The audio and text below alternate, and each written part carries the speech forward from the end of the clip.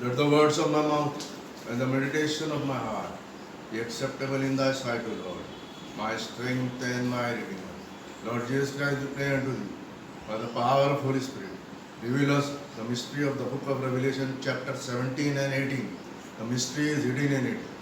And let the words be complete, and the hidden mysteries and the parables and the symbols be revealed unto us, so that it may reach the four corners of the world. In Jesus Christ's name I ask this prayer. Amen. अब कोई मनुष्य ना बोले बल्कि खुदावन हमसे बात करे। मैंने आपको बताया था कि कैसे प्रभु यीशु मसीह हमारे लिए इतना बड़ा काम करता है और भेद की बातें हमको बताया जाता है। तो जो भविष्यवक्ता के जरिए से भेद की बातें जो छुपी थी वो खुदा ने अपने नबी के जरिए से बताया, और हम जो सेवक लोग हैं जो इस नबी को मानते हैं उसके जरिए से हम लोग आपको भी बहुत सारी बातें जो अभी तक रिवील नहीं हुई है वो आपको हम लोग बताते हैं। जैसे कि मैंने आपको बताया कि जब मूसा ने हारून से कहा कि फिरौन के सामने तो लकड़ी डाल ताकि वो सांप बन जाए, तो जब वो सांप बन गया तो फिरौन ने कहा कि ये इतनी चीप और सस्ती जादूगरनी करके तो हमें यहोवा का डर दिखाता है, तो हमारे जादूगर भी कर सकते हैं। तो उनके जादूगर ने भी दो सांप बनाए, जन्नस और यमरस ने कितने सांप बनाए? तो दो क्यों बनाए? ये एक समझने की बात है कि दो क्यों बनाए। हमें समझ में आया कि मूसा के सांप ने उन दोनों सांपों को निगल लिया तो पाप खत्म हो गया, इतना अपने को मालूम है। लेकिन कैसा डिस्क्रिप्शन के रूप में कैसा डिमॉन्स्ट्रेशन के रूप में कैसा करेंगे हम उसको? डिमॉन्स्ट्रेशन ऐसा होता है कि आप उसको प्रैक्टिकल में करके दिखाएं। तो प्रैक्टिकल के तौर पे ये जो डंडा है वो पहला सांप है जो हम पाप से बने हुए हैं। ये दूसरा डंडा प्रभु यीशु मसीह जो हमारे लिए पाप बना। तो ये दोनों पाप को खत्म होना जरूरी है। तो वो जो सांप है वो कौन है? मूसा के हाथ में जो डंडा था वो सांप बना वो कौन है? प्रभु यीशु मसीह जो उस पे झूल रहा था, है ना। और उस सांप ने क्या किया? दोनों को खत्म किया, निकल के पाप को खत्म किया, पुराने नियम को खत्म करके ये दोनों चीज को खत्म करने के बाद में प्रभु यीशु मसीह तीसरे दिन जी उठा उस चीज का सिंबल। ठीक है। अब ये बातें है कि जो 7 दूत हुआ करते हैं और जो 7 पूरी है और वो 7 प्लेग्स है और वो 7 दूत में से एक दूत को बुलाया गया और खुदा के सामने 7 दूत खड़े रहते हैं। वो कौन है? और 7 दीवटे यानी खुदा की आत्मा जो खुदा के थ्रोन के सामने है। सारी बातें क्या है? तो मेंढा जो है उसकी कितनी आंखें हैं? 7। और उसके कितने सिंग हैं? 7। प्रकाशित वाक्य 7 5वें अध्याय के अंदर में हमने देखा। तो ये सैमसन को दर्शाता है कि सैमसन की कितनी लटें थी? 7 लटें थी। अब हम लोग 17 अध्याय जो है प्रकाशित वाक्य का जाने से पहले कुछ आपको बेस बना के देता हूँ कि आपको विश्वास आ जाए कि हम जो आपसे बातें आज कहेंगे वो बहुत ही सच्ची बात है। तो वो उस सैमसन ने क्या किया? दोनों मीनार को अपने हाथों से पकड़ के गिरा दिया और सारे जितने पापी लोग बैठे थे फलस्तीनी लोग सबको पाप के अंदर में उसने खत्म कर दिया। तो कैसा प्रभु यीशु मसीह ने पाप को खत्म किया? वो शमसून के, और शमसून की लटें कितनी थी? 7। और मानुष कितना था? वो एक अकेला था, और एक अकेला मानुष उस चीज को करता है। तो ये वाली मीनार और ये मीनार को उसने खत्म किया। ये बात समझ में आ गई? अब मूसा ने ये साथ में जब ये लोगों ने बगावत की, है ना, तो विषैले सांप खुदा ने भेजा और विषैले सांप इनको काट रहे थे और फिर ये लोग मरते चले जा रहे थे। क्यों? अविश्वास के जरिए से भैया उनको खाना नहीं मिल रहा, पानी नहीं मिल रहा। जो सारे आश्चर्यकर्म देखने के बाद में और वो कुड़कुड़ा रहे, बड़बड़ा रहे थे, इसके लिए सारे आश्चर्यकर्म देखने के बाद में भी उनकी आत्माएं गलत बातें बता रही थी, इसलिए उसको सबको खुदा ने मार दिया। तब खुदा ने लोग ने प्रार्थना की। तब प्रार्थना करने के बाद में क्या होता है कि खुदा उनको बोलता है कि एक पोल के ऊपर में एक खंबे के ऊपर में पीतल के सांप को बना दे, जो जो उसको देखेगा वो बचेगा। तो पीतल का सांप क्या था, इसी चीज को दर्शाता है। एक सिंगल डंडा है ना, एक सिंगल डंडा बनाया और उसके अंदर में क्या बनाया उसने, पाप है ना। प्रभु यीशु मसीह हमारे लिए पाप बना है ना। और ये वाले जो डंडे को नए नियम के अंदर में जब प्रभु यीशु मसीह पैदा हुआ तो उसने इस डंडे के आधार पे इसको अपने कंधे पे लिया, ऐसा खुदावन क्रूस पे चढ़ाया गया था ना, तो ये बाहर उसके कंधे पे लिया, ठीक है। और ये पीतल के सांप को धरे, तो इसलिए क्रूस पे जब हम विश्वास करते हैं प्रभु यीशु मसीह की कुर्बानी पे, तब हमारे सारे पाप क्षमा होते हैं, तब उनकी बीमारी जो थी, जो विषैले सांप से मर रहे थे, तब से वो बचते चले गए। अब मैं आपको बताया कि भविष्यवक्ता से कैसे खुदावन बात करता है कि पहले पुराने नियम के अंदर में भी ऐसी बातें हो चुकी है। तो मैं आपको दिखाना चाहता हूँ गिनती की किताब उसके 12वें अध्याय में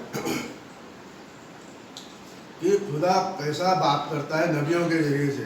तो वैसे भविष्यवक्ता के जरिए खुदा ने भविष्यवक्ता से बात की और भविष्यवक्ता ने फिर हमें सारी बातों को दिखाया। यहाँ कैसा लिखा है देखिए, 3री आयत, मूसा पृथ्वी पर के रहने वाले सब मनुष्य से बहुत अधिक नम्र और स्वभाव का था, इसलिए यहोवा ने एकाएक मूसा और हारून और मरियम से कहा, तुम तीनों मिलाप वाले तंबू के पास निकल जाओ। क्योंकि उन्होंने क्या किया, मूसा को वो स्त्री से जिसके साथ उसने ब्याह कर लिया था, उसी स्त्री से ब्याह कर लिया था, उसके बारे में वो लोग मूसा से ठट्टा ब्याह कर रहे थे। तो प्रभु यीशु मसीह ने किससे ब्याह किया, जैसे मूसा ने कुशी स्त्री अन्य जाति से प्यार किया, वैसे खुदा ने हमारे साथ में भी अन्य जाति से प्यार किया। तब वे तीनों निकल आए। तब यहोवा ने बादल के खंभे में उतरकर तंबू के द्वार पर खड़ा होकर हारून और मरियम से को बुलाया। तब वे दोनों उसके पास निकल आए। तब यहोवा ने कहा, मेरी बातें सुनो, यदि तुम में कोई ऐसा नबी हो तो उस पर मैं यहोवा दर्शन के द्वारा, ठीक है, और उस पर प्रकट हुआ करूंगा और स्वप्न के द्वारा स्वप्न के द्वारा, दर्शन के द्वारा और विजन के द्वारा उससे बातें करूंगा। परंतु मूसा दास ऐसा नहीं है, परंतु सेवक मूसा ऐसा नहीं है। वह तो मेरे सब घराने में विश्वास योग्य है, मैं उससे गुप्त रीति से नहीं परंतु आमने सामने और प्रत्यक्ष होकर बातें करता हूँ। माउथ टू माउथ ही टॉक्स विथ मोसेस। इंग्लिश में कैसा लिखा है, ये मुंह और अब जाति दोनों सामने सामने खड़े होते हैं ना, तो दोनों के मुंह एक दूसरे से टकराते हैं। बंद कर दे पंखा। प्रत्यक्ष होकर बातें करता हूँ और ये यहोवा का स्वरूप निहारने पाता है, इसलिए तुम मेरे दास मूसा की निंदा करते हो, क्योंकि और क्यों नहीं डरते। इसी के लिए फिर वो मरियम को गोड़ से सना देता है। तब हारून प्रार्थना करता है मोसेस से और मोसेस प्रार्थना करता है, तो उसकी सिस्टर का जो कोड़ है वो 7 दिन के बाद में, तो 7 दिन रहने के बाद में उसका कोड़ खत्म होता है प्रार्थना करने। तो 7 बार जो बातें होती है ना, वो प्रभु यीशु मसीह को दर्शाती है, ठीक है।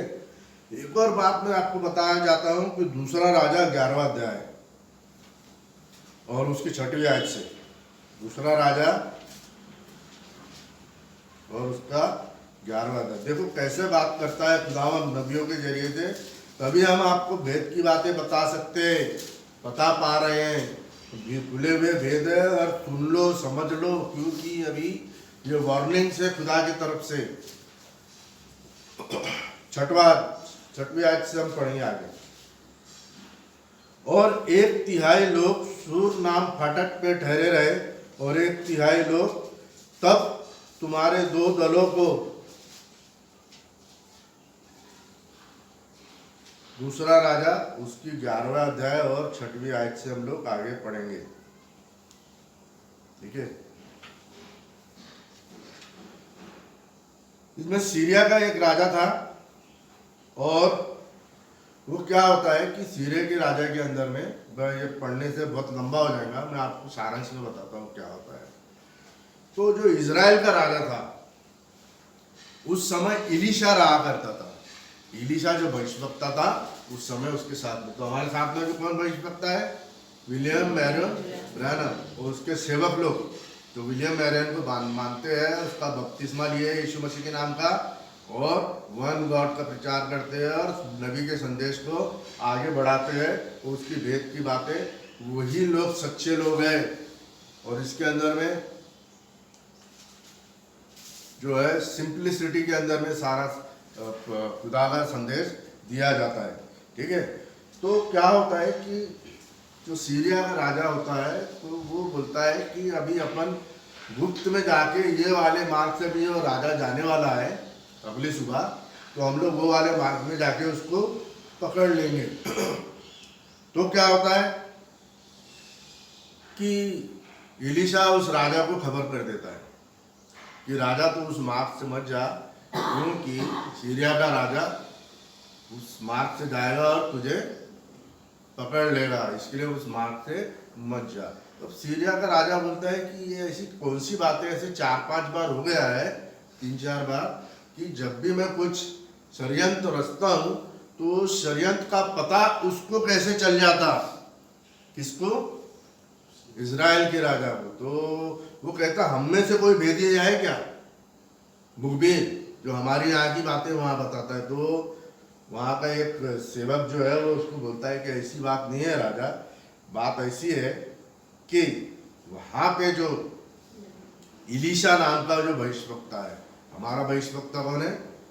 तो इलीशा वो बातें जो स्नान स्थान पे भी जो करता है, जब नहाते समय भी स्नान स्थान में या गुप्त स्थान में भी जो भी तू बातें करता है, वो बातें उसको खुदावन बता देता है भविष्यवक्ता को, और भविष्यवक्ता जाके राजा को बता देता है। इसके लिए तो हर बात में नाकाम हो जाता है कि हर षड्यंत्र तेरा, जो भी तू राजा के पर्यंत रहता है, तो सारी रीतियां जो है तेरे जितने भी काम है वो पहले से ही राजा को इलीशा नबी बता देता है। ये बात समझ में आ गई आप लोगों को? ठीक है, फिर हम लोग आ जाए अभी सैमसून और दिलाला। सैमसून और दिलाला क्या हो जाता है कि सैमसून उस स्त्री को, कौन सी स्त्री थी वो? दिलाला, है ना, वो छल और कपट करती है, फिर भी सैमसून उसके लिए अपनी सारी चीजें दे देता है ना, और वो किस तरीके से उस स्त्री के वजह से अंधा हो जाता है। तो अंधा होने के बाद में सारी कलीसियाएं जो है सारी अंधेर में हो गई है। इसको आज कुछ समझ में नहीं आ रहा है ना। अभी 7वीं कलीसिया क्या काल क्या है? अंधे, तुच्छ, नाकारी, कंगाल और नंगे, उनके पास में कुछ भी चीज नहीं है। वैसे ही हमारे को किसने किया? वो दलाइला स्त्री ने की। तो ये कैसे हो गया? हमारे वजह से, और हमारे वजह से फिर वो समसून अंधा होने के बाद में फिर से उसको वो सामर्थ आती है, तो वो उस स्त्री को बचाता है ना। यानी स्त्री मतलब सारे यहूदी लोगों को बचाता है, क्योंकि फलस्तीन लोग यहूदी के ऊपर में अत्याचार कर रहे थे, है ना। तब वो दोनों मीनार को डाल के खत्म करता है। तो एक टाइप है प्रभु यीशु मसीह का यहाँ पे। तो वो जो चीजें हैं यहाँ पे हम आपको देखेंगे कि 17वें अध्याय में क्या बात है। अभी आप गौर से सुनना कि यहाँ पे ये ऐसी कलीसिया है जो सारे विश्व के अंदर में, और ये कलीसिया का अंत कैसा होने वाला है ना। इसलिए हमको आज और अभी समय है कि ये भेद को समझ ले और इस कलीसिया में से हमको बाहर आना है। देखिए, जिन 7 स्वर्गदूतों के पास वे 7 कटोरे थे, उनमें एक ने आकर मुझसे यह कहा, स्वर्गदूत कहा ना, दूत, एंजल, 7 एंजल, उसमें से एक आया आता है ना। यौना को अभी ये बातें इसलिए कही गई है कि लोग अंत के समय में समझ जाएंगे कि ये जो 7 आत्माएं हैं, जो 7 जो दूत है, वो प्रभु यीशु मसीह के ही चीज है।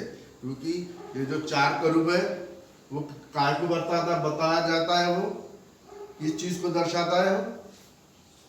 पवित्र आत्मा को। लेकिन 4 दिखते हैं ना, 4 प्राणी, लेकिन एक ही पवित्र आत्मा ये 4 प्राणी को अलग अलग भेद में दिखाता है। अलग अलग समय में, अलग अलग चीज में ये लोग अपने अपने काम को दर्शाते हैं। जैसे ये कलीसिया काल में सबसे पहले काम किसने किया? शेर ने, है ना। और वहां का घोड़ा कौन सा था? सफेद, शैतान का घोड़ा। दूसरा था बैल, और उसका घोड़ा कौन सा था? लाल। तो ऐसा करते करते काला घोड़ा और फिर पीला घोड़ा, और फिर हमारा मनुष्य, और फिर आदमी पीला घोड़ा है तो उकाब। तो ये दोनों की ऐसी स्पिरिचुअल लड़ाई होती है। फिजिकल लड़ाई ऐसी वाली नहीं है, वो आर्मागेडन की लड़ाई है, विश्वास की लड़ाई है। आपको समझ लेना चाहिए कि यहाँ पे क्या बातें हैं। पंखे को एक पे करके चालू कर दे, ये पंखा है ना, एक पे चालू कर दे। जिस 7 दूतों के पास वे 7 कटोरे थे, उनमें से एक आता है, तो वो कौन है? प्रभु यीशु मसीह। उनमें से एक ने आकर मुझसे कहा कि इधर आ, मैं तुझे उस बड़ी वेश्या का दंड दिखाऊंगा। ये वेश्या कौन है? वेश्या वो होती है जो अपने ओरिजिनल पति के साथ में, जिसकी उसकी शादी हुई होती है, उससे वो बगावत करती है और उससे वो छल कपट करके दूसरे लोगों को अपना पति बनाती है। यानी अपने स्वयं के पति से हट के वो दूसरे पति बना रही है। तो ये कौन सी एक स्पिरिचुअलनेस है कि जैसे हम अपने ओरिजिनल गॉड, वन गॉड से हट के उसको त्रेक देव बनाते हैं, या उसको अलग विभाजन में डिवाइड करते हैं, पिता पुत्र पवित्र आत्मा में, या अलग देवी देवता है, या अलग ग्रहों के हिसाब से देवी देवताएं बनाते हैं। वो कलीसिया के बारे में बताया जा रहा है कि वो क्या हो गई? वेश्या का नाम दिया। क्यों? क्यों? उसने अपने ओरिजिनल वन गॉड को नहीं पहचाना। अब मैं आपको डेमोन्स्ट्रेट करके बताता हूँ वन गॉड क्या होता है, ठीक है। अब ये जो समझ लो आप जड़, ये पेंसिल है, झाड़ को समझ लीजिए, ये झाड़ है, यहाँ जड़ है, तो जड़ दिखती है क्या आपको? जड़ कहाँ होती है? अच्छा, ये जड़ जो है ये आवाज है जो आपको दिखती नहीं।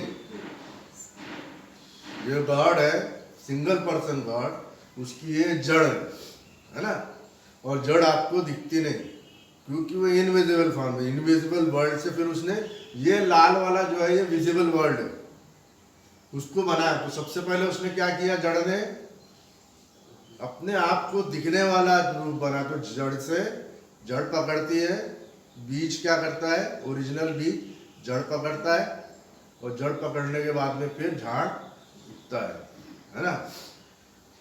तो उसने अपना दर्शन यहाँ पे दिखा है, ये नहीं दिख रहा है। फिर जब झाड़ आया तो उसने अपने आप को दिखाया, फिर यहाँ से उसने सारे ब्रह्मांड की रचना की, ठीक है। फिर क्या होगा? ये पुराने नियम के अंदर में पाप शैतान ने ला लिया। कैसे? अदन की वाटिका में हवा को बहटा के उसने पाप लाया, तो ये झाड़ को क्या करना पड़ा? काटना पड़ा। तो पुराना नियम क्या हो गया? कट गया। तो क्या रह गया? सिर्फ ठूठ रह गई। तो ठूठ मरती है क्या? जड़ मरती है क्या? तो ये जो जड़ है, it has no beginning and no end, इसकी कोई शुरुआत भी नहीं है, लेकिन इसकी शुरुआत है अल्फा एंड ओमेगा। तो जो अल्फा था वो ओमेगा के रूप में कटा। तो हमारा पुराना नियम का गॉड क्या हो गया? मर गया टोटल। हमारी शादी पहले इससे हुए थे पुराने नियम से। तब वो बोलता है कि तुम दूसरे की हो जाओ जो मरे हुए में से जी उठा। तब यहाँ से उस जस्सी की ठूठ में से एक डाली फ्रूट निकलेगी जिस पे अन्य जाति लोग विश्वास करेंगे, और जो मर के जी उठा ये हमारा गॉड है, ये अभी फिर कभी मरने का नहीं। तो जो आत्मा ने प्रभु यीशु मसीह को मरे हुए में से जिलाया है ना, वही आत्मा जब हम यीशु मसीह को मान लेंगे कि वो मरे हुए में से जी उठा है, तो हम भी जी उठेंगे। तो कंप्लीट एक सिंगल पर्सन गॉड है।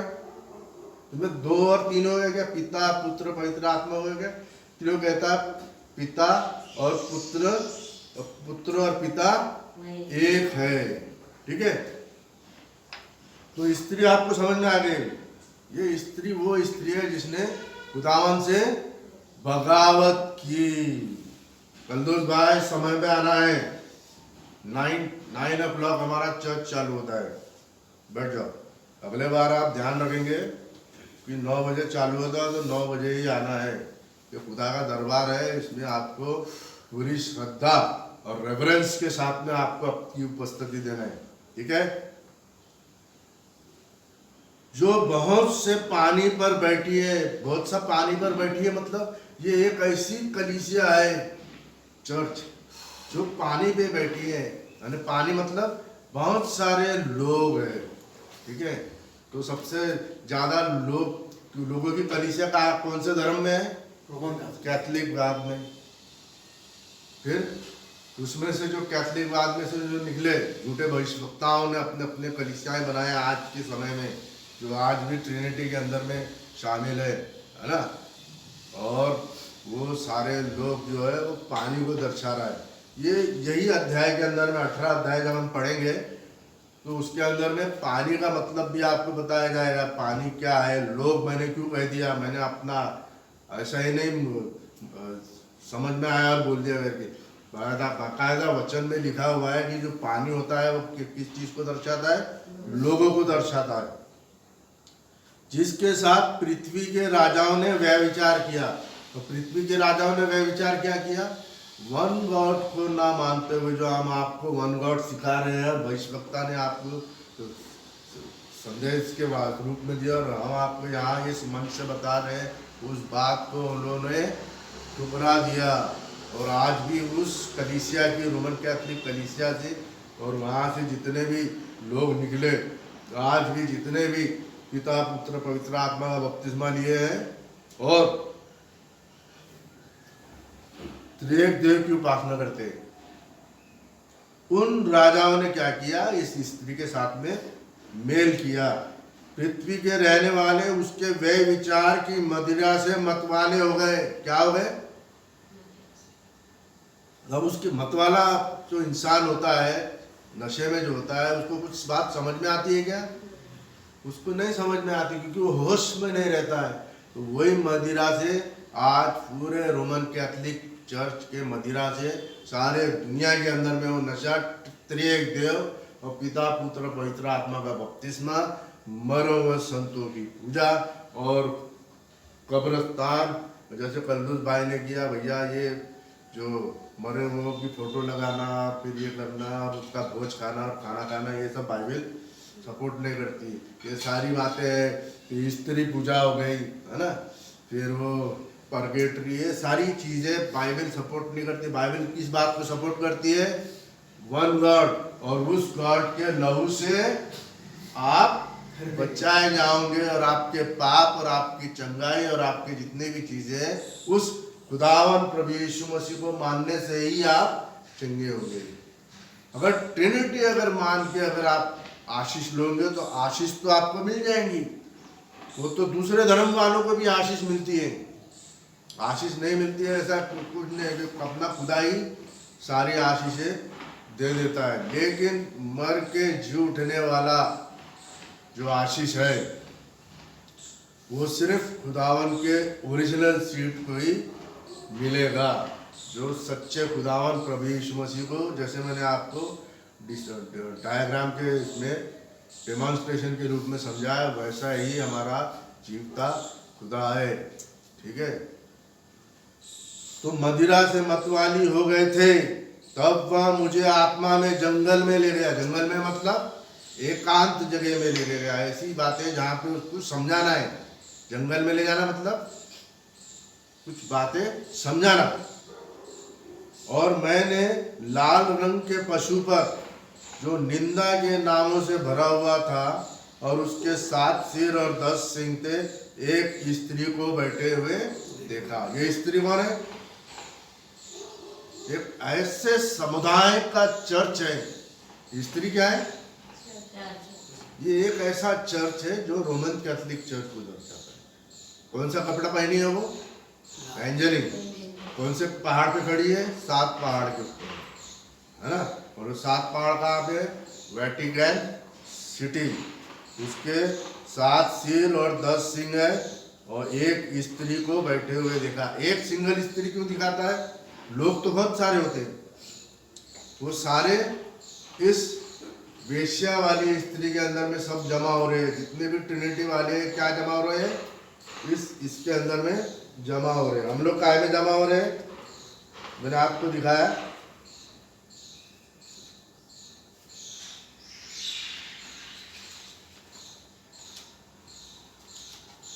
ये स्त्री है, देखो।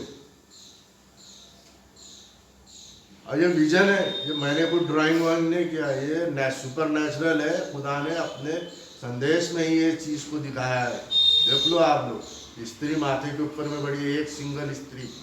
ये एक खुदावन की स्त्री है जो भविष्यवक्ता के जरिए से तैयार हो, क्योंकि आपको सामने में यहाँ भविष्यवक्ता भी फोटो है और ये माथे के ऊपर में जो खड़ा है ये स्त्री सुपर नेचुरल है। दोनों भी मेरे हाथ की बनी हुई नहीं है। देख लो, समझ लो, सीख लो। और आपको लेना है तो ये YouTube के संदेश के अंदर में, और उस संदेश में से स्लो करके निकाला गया है। आज भी वो कायम है। जिसको जितनी टेस्टिंग करना है टेस्टिंग कर सकता है, साइंस के जरिए से, जितने भी जरिए से। लेकिन आपको ये पता चलेगा कि ये बातें सच्ची है और 100% राइट है। एक कलीसिया होती है, वो सारे लोग होते हैं, ठीक है। तो एक स्त्री को बैठे देखा, मतलब पूरा ऐसा समुदाय हो गया जो त्रिएक देव को मानता, और जो खुदावन को नहीं मानते वो लोग भी सब इसमें जमा हो गए। कौन सी स्त्री है ये? सिर्फ यही स्त्री बचेगी जो स्वर्ग जाने वाली है, बाकी सब लेफ्ट बिहाइंड है। ये पूरा का पूरा समुदाय कौन सा हो गया? लेफ्ट बिहाइंड, क्योंकि 7 तुरी का प्रोग्राम हो गया समाप्त। 7 मरिका भी समाप्त हो गए और 7 क्रोध के प्याले भी समाप्त हो गए। उस सारी चीज समाप्त होने के बाद में आपको 17वां अध्याय खुदावन समझा रहा है। समझाने के अंदर में ये स्त्री है। ये कौन सी स्त्री है? लेफ्ट बिहाइंड वाली, जो छूट गए, जो इस संदेश से छूट गए। और उनका हाल क्या, दिखने में तो बहुत बढ़िया। देखो आगे क्या लिखा है उसके बारे में। यह स्त्री बैंगनी और लाल रंग के कपड़े पहनी थी और सोने और बहुमूल्य मणियों और मोतियों से जड़ी हुई थी। बहुत पैसा है इनके पास में। कितना पैसा है कलदुस भाई? खूब पैसा है इनके पास, है ना। कैथोलिक चर्च से आए आप। कैथोलिक चर्च में कितना भाई? क्लॉडियस नाम है इंग्लिश में आपको, क्लॉडियस लाकड़ा। और उसके हाथ में एक सोने का कटोरा था। उस कटोरे के अंदर में क्या है? नशा है। हम कौन से नशे से? तो दाऊद बोलता है कि मेरा प्याला उभर रहा है, रने तोबर उभर रहा है। काय का नशा है वो? खुदावन की आत्मा का। और ये काय से मत वाले हैं? उस वेश्या के कप से, क्योंकि उन्होंने प्रभु यीशु मसीह को, सिंगल खुदावन को ठुकरा दिया। घृणित वस्तुओं से और उसके व्यभिचार की अशुद्ध वस्तुओं से भरा हुआ था। उसका कटोरा कैसे भरा हुआ था? पाप और विलम्ब और छाट से भरा हुआ। प्रभु भोज तो लेते हो लोग, लेकिन यशायाह नबी क्या बोलता है? उनकी जो प्रभु भोज की जो विधि है तो काय से बड़ी है? विलम्ब और छाट और बदबू और उल्टी से भरी हुई है। क्यों? क्योंकि उन्होंने अपने वन गॉड को नहीं समझ पाए। प्रभु यीशु मसीह ही हमारा एकमात्र जिंदा खुदा है। पुराने नियम का खुदावन और नया नियम का खुदावन कोई 2 अलग अलग खुदावन नहीं है, वो एक ही खुदा है। भेद बड़ा बाबुल, वो स्त्री का नाम क्या है? क्योंकि उसको समझ में नहीं आती ये सारी बातें। ये बातें हम बता रहे हैं ना खोल के भी, तब भी उनको समझ में नहीं आएंगी। क्यों? क्योंकि उनकी बुद्धि तेज है, फॉरवर्ड जनरेशन है, और उनको ये भेद समझ में नहीं आएंगे। बड़ा बेबीलोन पृथ्वी की वेश्याओं और घृणित वस्तुओं की माता कौन है? कैथोलिक चर्च क्या है? ओरिजिनल चर्च है, माता बड़ी बड़े वेश्या वाली चर्च है। कौन सी चर्च है? तो माता किसका मतलब क्या हो गया? उसके बच्चे होना चाहिए। उसके बच्चे कौन? जो इस कैथोलिक संवाद से निकले और अपने अपने 1000, 2000, 5000 कितने तो भी संस्थाएं हो गई कहाँ से निकल के, क्योंकि उन्होंने कहा कि भैया स्त्री पूजा हम नहीं करते, मरो संत की पूजा नहीं करते, पार्गरेटी हम नहीं मानते। तो प्रोटेस्टेंट लोगों ने अपनी अलग प्रोटेस्टेंट बनाए, चर्च बनाए। लेकिन प्रोटेस्टेंट चर्च में भी बहुत सारे अलग अलग चर्च है, ऑर्थोडॉक्स चर्च भी है। ये तो सारी कलीसियाएं वहाँ से निकली। सबसे माता चर्च कौन है? वो वेश्या चर्च। और उसके बच्चे, जब वो माँ वेश्या है तो जेसेबेल वेश्या थी, है ना? उसको कैसा क्या वो कर रहा होता है। तो उसकी बहन, उसकी लड़की भी अठेलिया, वो भी ज्यादा खतरनाक थी। उसकी माँ क्या थी? अहम राजा को नहीं बहकाती, मूर्ति पूजा करवाती। अहम राजा को बहकाती है, मूर्ति पूजा करवाती। और उसकी जो लड़की थी अठेलिया, वो उससे भी ज्यादा खतरनाक थी। वैसा ही माता चर्च है कैथलिक, और प्रोटेस्टेंट चर्च है छोटी बहन, ये भी उतना ही। तो हम लोग कौन है? पेंटिकॉस्टल। सब लोग बोलते हैं हम लोग पेंटिकॉस्टल है, लेकिन अगर ट्रिनिटी पेंटिकॉस्टल मारता है तो वो पेंटिकॉस्टल नहीं हो सकता। ओरिजिनल पेंटिकॉस्टल कौन होगा? जिसके ऊपर में आपका खंबा उतरता है, ये देख लो, सर के ऊपर में आपका खंबा है। ये बात समझ में आई आप लोगों को? और आगे चलते हैं। मैंने उस स्त्री को पवित्र लोगों का लहू और यीशु की गवाही का लहू पीने से मतवाली देखा। ऐसा देखकर मैं चकित हो गया। ये लोगों ने क्या किया? जो कैथलिक बात को नहीं मानता है और जो हमारे नियमों और सिद्धांतों को नहीं मानता है, उसको उनको साथ में क्या किया? उन्होंने मार काट की। जो खुदावन की बात बता रहे हैं, वन गॉड, उनको इन्होंने क्या किया? नबियों को और खुदा के प्रॉफिटों को किसने मारा? ये कलीसिया वालों ने मारे। खुदा के सच्चे नबियों को, खुदा के सच्चे याजकों को, खुदा के सच्चे प्रॉफिट्स को, उनके लहू से का दाग इनके हाथ पे लगा हुआ है। वो उससे देखकर मैं चकित हो गया। क्या हो गया? क्यों चकित हो गया? कि इतना बड़ा चर्च, इतना धन दौलत, हीरे जवाहरात, सोना चांदी से वो स्त्री, वो चर्च लगा हुआ है, और वो ऐसे गलत काम करेंगे तो थोड़ा सोचने में अचंभा लगता है, अब अनहोना लगता है, समझ नहीं पा रहे।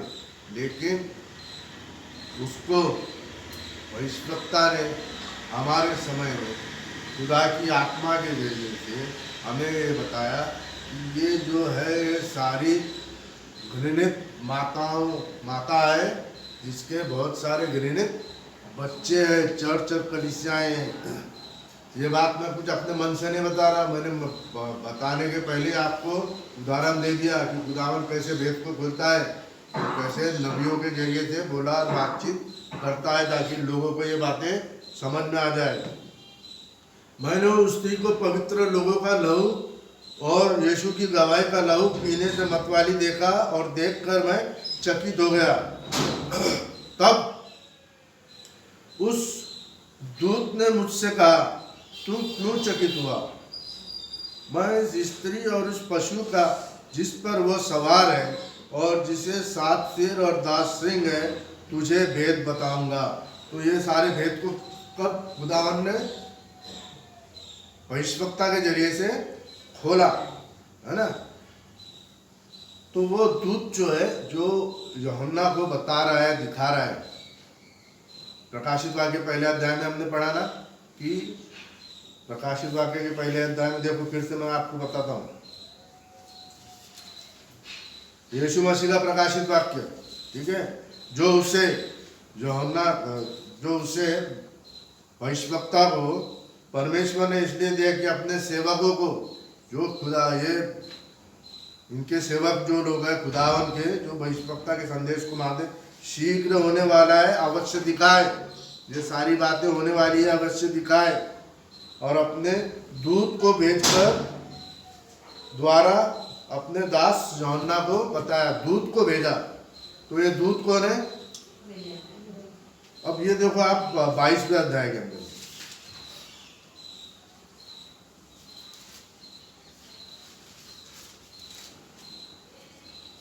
तो 7 कलीसिया है और उसके अंदर में कैसा वो बताते हैं कि यीशु मसीह ने बात की योग्य और सत्य है।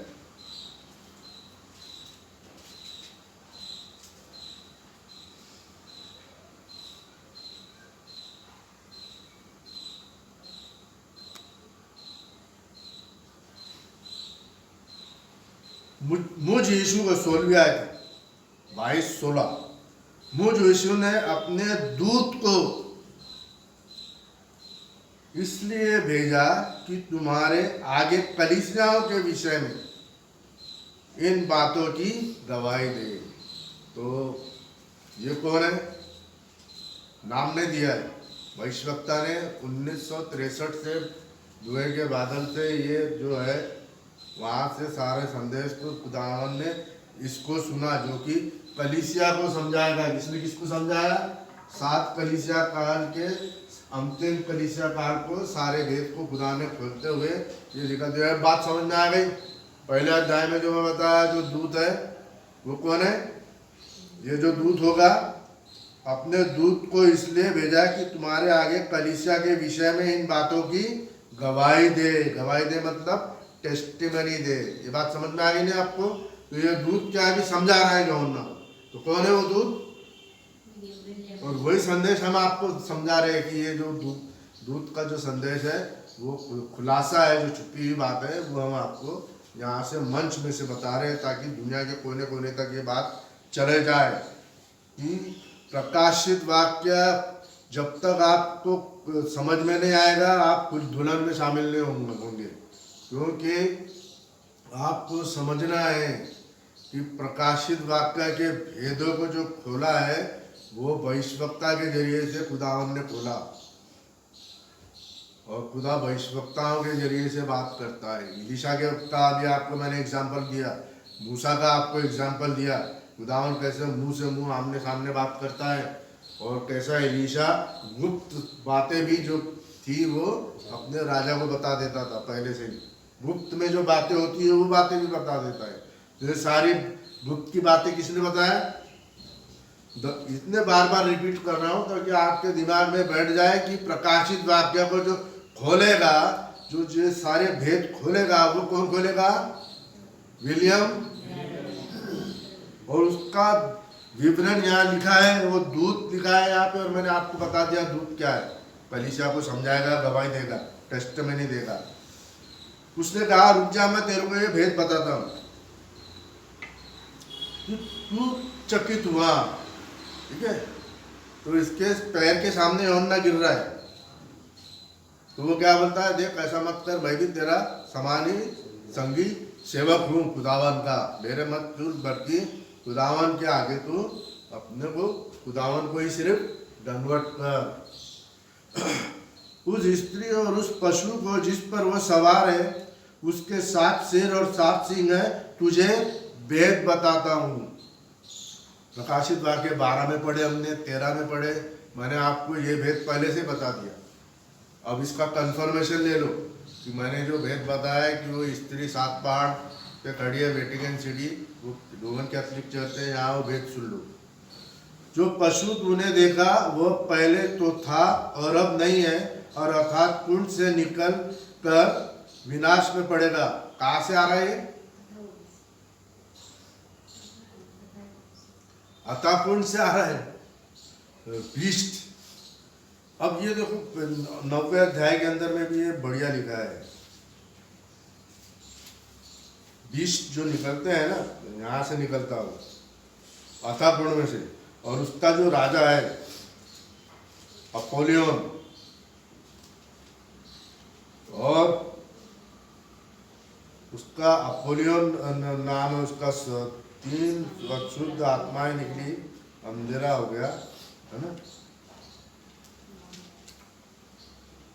मैं आपको क्या बता रहा था कि अथाकुंड का राजा है ना, अथाकुंड का जो राजा है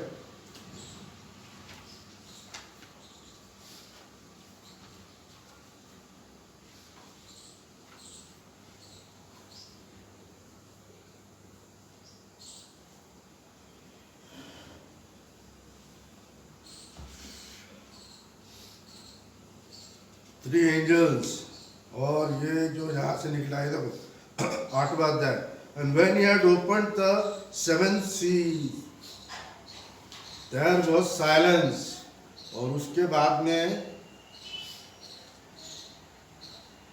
and the 5th angel sounded and I saw a star fall from heaven and to him was given the keys of the bottomless pit. ये अथाकुंड का राजा है ना, ईस्ट कहाँ से निकला, अथाकुंड का राजा। और ये देखो 5वीं तूरी के अंदर में वही दृश्य आपको यहाँ दिख रहा है, given the keys of the bottomless pit and he opened the bottomless pit and there rose a smoke out of the pit and the smoke of a great furnace and the sun and the air were darkened by the reason of the smoke of his pit. और वहां से सारी चीजें निकलती है बाहर। और जो 11वें अध्याय में है 9-11 के अंदर में देखो, and they had a king over them, अथाकुंड से जो निकला वो राजा, उसका नाम क्या है, and the angel of the bottomless pit, उसको भी एंजल कहा गया है क्योंकि ये खुदा, जितने भी एंजल्स है ये खुदा के हाथ की कारीगरी है, तो ये भी एंजल है। और whose name in Hebrew tongue is Abaddon, but in Greek tongue his name is Apollyon। और एक वो जो है मरी जो है वो यहाँ पे समाप्त होती है, देखा। तो कहाँ में पड़ेगा वो, अथाकुंड में। और पृथ्वी के रहने वाले जिसका नाम जगत की उत्पत्ति के समय से जीवन की पुस्तक के लिखी नहीं गए, इस पशु को इस यह दशा देखकर फिर पहले था और अब नहीं था और फिर आएगा, अचंबा करेंगे। हम लोग अचंबा करेंगे क्या, हम लोग को समझ में आ गया कि ये सारा भेद जो है ये एक एंटी क्राइस्ट का काम है। एंटी क्राइस्ट मैंने क्रिस्त विरोधी, जो प्रभु यीशु मसीह को का विरोध करते हैं। और ये जो है एक पोप आता है, फिर दूसरा आता है, मरने के बाद में फिर तीसरा बनता है, चौथा है। उस चीज के बारे में पहले से ही दिखाया है कि वो 7 राजा भी थे और 5 तो मर चुके। ये वो राजा है जो पहले के जो राजा हुआ करते थे, जैसे बेबीलोन का राजा था, फिर पर्शिया और मीडान का, फिर यूनान का राजा, फिर रोम का राजा, फिर एक वो राजा था रोम का राजा जिसने सारे रोम को जला दिया था, पागल राजा था, 5वां राजा। और 6 जो राजा है, ये जो एक राजा है, और अभी एक जो राजा आएगा, ऐसे 7 राजा है। तो 7 राजाएं क्या करेंगे, यीशु मसीह का विरोध करेंगे। ताकत किसको देंगे, बीस्ट को। बीस्ट को ने कैथलिक बात, कैथलिक समुदाय, कैथलिक स्त्री। अब जो कैथलिक में नहीं है लेकिन क्रिश्चियनिटी में सारे चीज क्या हो जाएंगे, ecumenical movement, image to the beast. ये इमेज टू द बीस्ट क्या है, जिसके अंदर में सारे लोग एक हो जाएंगे। और लोग एंटी क्राइस्ट वाले। ये एंटी क्राइस्ट क्यों कहते हो, बोलते हम भी तो प्रभु यीशु मसीह को मानते हैं, पर एंटी क्राइस्ट कैसे हो गए कद्दूस भाई, गलत बपतिस्मा पिता पुत्र पवित्र आत्मा का। आज वो भेद खुल गया, पहले तक ठीक था, जब तक भेद नहीं खुले थे। आज के समय में भेद खुल गए। वन गॉड, पिता पुत्र पवित्र आत्मा, ये उसके रोल है। ये वन गॉड के रोल है, व्यक्ति नहीं है, 3 अलग अलग व्यक्ति नहीं है। वो एक ही व्यक्ति कितना है, और उसके 3 रोल है। तब यहूदी लोग भी खुश हो जाएंगे और बोलेंगे हाँ ये बात सही है। आज यहूदी लोग इसलिए आप पे हंसते कौन करते हैं, क्योंकि आप वन गॉड को त्रिएक देव करके मानते करके, है ना। मुस्लिम लोग भी बोलते हैं कि हम अल्लाह को एक गॉड करके मानते हैं। ये कहाँ से 3 बेटा और पुत्र का, हालांकि उसको भेद समझ में नहीं आया कि वही जो गॉड है वो बेटा बन के दुनिया में आता है ना, सारी दुनिया को बनाता है। वही बेटा बन के मरियम के कोख से जन्म लेता है, मरता करता करता फिर वापस जहाँ से जड़ में था उस जड़ में वो वापस आया। तो जड़ और झाड़ एक ही है ना, वैसे ही हमारा खुदावन भी एक है। ये 7 राजाएं भी 5 मर चुके, अभी मैंने बताया 5 राजा क्या है। एक रोमी राजा था जो, और एक अभी है, और एक अभी आने वाला है। अभी है मतलब शक्ति है, राजा की जो शक्ति होती है ना वैसे ही शक्ति है। क्या चल रही है सारी दुनिया के अंदर में चल रही है, और आगे में और चलेगी। और जब आएगा तो सब समय तक उसका रहना भी अवश्य, कुछ थोड़े समय के लिए आएगा। थोड़े समय के लिए क्या हो जाएंगे, सब एक हो जाएंगे और एक राजा बन के किससे लड़ेंगे, मेमने से लड़ेंगे। और मेमना क्या करेगा, सबको खत्म करेगा। और जो हम लोग जो मेमने के साथ में है वो भी जीवित बचा लिए जाएंगे। जो पशु पहले था और अब नहीं है, देखा पोप के बारे में, पहला पोप था, फिर दूसरा, फिर चौथा, फिर 7th और जॉन पॉप 6, और अब नहीं है। यानी आता है मरता है, लेकिन पोप की जगह खाली होती है क्या बंदोज भाई? एक पोप मरता तो फिर दूसरा आता है। ऐसा ही बताया जा रहा है, खाली नहीं होती उसकी सीट, उसका पावर खाली होता है क्या रोम का? और वह 8वां है और उन 7 से भी उत्पन्न हुआ और विनाश में पड़ेगा। 7 में भी उत्पन्न हो, राजा जो है ना 7 राजा है ना। तो ये जो जितने भी जो है दुनिया के अंदर में इक्विन मैमिकल मूवमेंट को ख्याल में रखना, वो सोचने और